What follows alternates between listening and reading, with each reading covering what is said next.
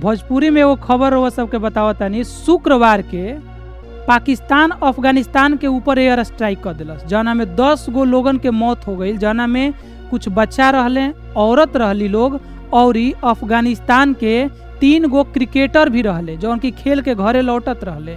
मतलब जेकरा हाथ में हथियार ना रहे, ऐसा देश पर पाकिस्तान एयर स्ट्राइक कैलस जेकरा पास न ही एयर फोर्स बा आ ना ही एयर डिफेंस सिस्टम बाटे कि वो बच पाओ।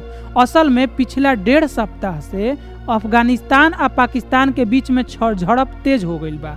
दर्जनों लोग मर गई बाड़े आ कई लोग घायल भी बाड़े। बॉर्डर पर झड़प खूनी संघर्ष के रूप पकड़ ले बाटे। एकर सबसे जो बड़ा कारण मानल जा रहल बा कि पिछला 8 अक्टूबर के अफगानिस्तान के विदेश मंत्री जौन बाड़े नु भारत दौरा पर आई रहले हैं, एजा के विदेश मंत्री से बातचीत कैले हैं। ई बात पाकिस्तान के अच्छा ना लागल, जचल है ना, आ तुरंत 10 अक्टूबर के पाकिस्तान काबुल में जाके बम गिरा दिलस।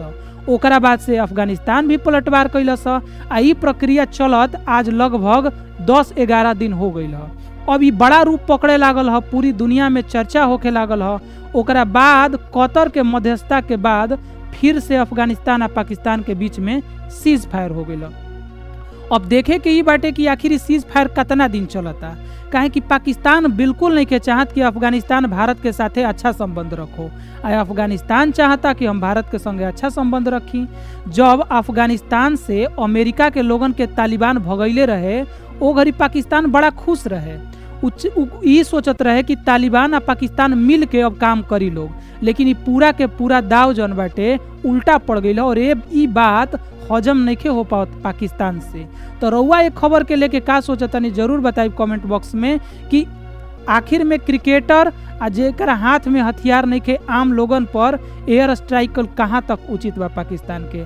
आ भोजपुरी में बढ़िया से ऐसा न्यूज़ जाने खातिर चैनल के जरूर सब्सक्राइब कर लेब, काहे कि रउआ भोजपुरी में मूवीज़ देख ली ना, फिल्म भोजपुरी में गानों सुन ली ना, भोजपुरी में कॉमेडी भी देख ली ना, तो काहे ना भोजपुरी में कुछ बढ़िया चीज़ भी देख ली। अगर ये बात अच्छा लगे तो ये चैनल के जरूर सब्सक्राइब कर लेब। धन्यवाद।